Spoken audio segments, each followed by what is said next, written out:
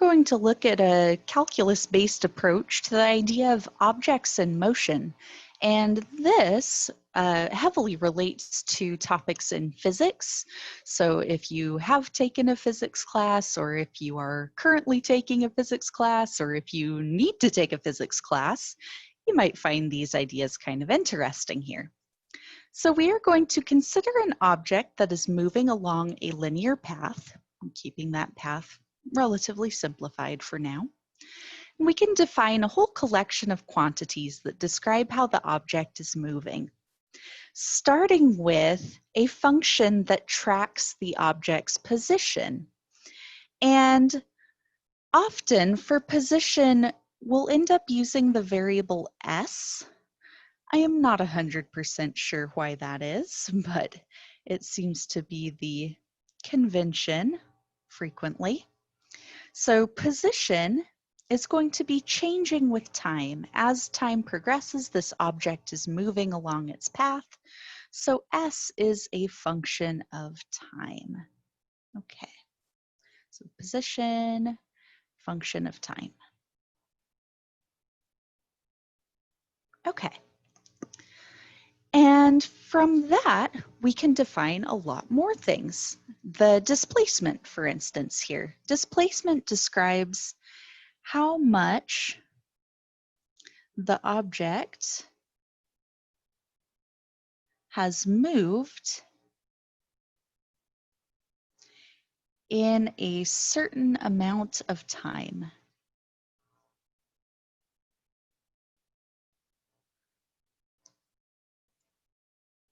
Okay. Oh, and that amount of time we're going to call delta t for, again, change in time. Delta being change, t being time. Okay. So the displacement is a change in position. Okay. So change in position. Same thing as how much has it moved? How much has its position changed? So for displacement, change in position, we're going to use delta S, change in position. And to find that, we're going to take f of t plus delta t minus f of t. Okay, and so what we're doing here is looking at the position at two different points in time. So let's say this was your starting position here, f of t. Okay, we can even note that. Starting position. And I'll put starting in quotes because it might not be starting like right at time equals 0. You might be starting at, 3 seconds into your time or something like that, but it's your starting position for this calculation. And then here, well, t plus delta t, this interior part, is your starting time plus the change in time. So that's kind of your finishing time inside there. And so when we plug that into the function f, that gives you the finishing position. And again, this might not be all the way to the end of your time interval, like for the whole experiment, but for this calculation, it's the finishing position. So it's like, where did the object end up minus where did it start? Okay, and that's your displacement. So these two calculations here only deal with a function of time, like just the position function.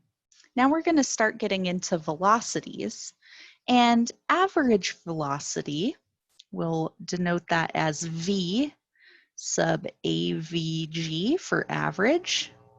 Okay. This is measured by finding the displacement of your object divided by a change in time. Change in time. So how much did your object move divided by how much time did it take to do that? Okay, you can also write this as delta S over delta T. And then we can just put in this equation for delta S on top. F of T plus delta T minus F of T over delta T. All right, so that is average velocity. You might recognize this as an average rate of change formula. So this is average rate of change of position over a change in time.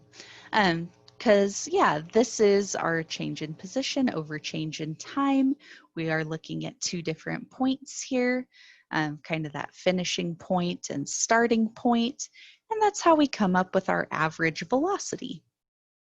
Now, in contrast to that, we have instantaneous velocity, okay, which is going to be the instantaneous rate of change of position.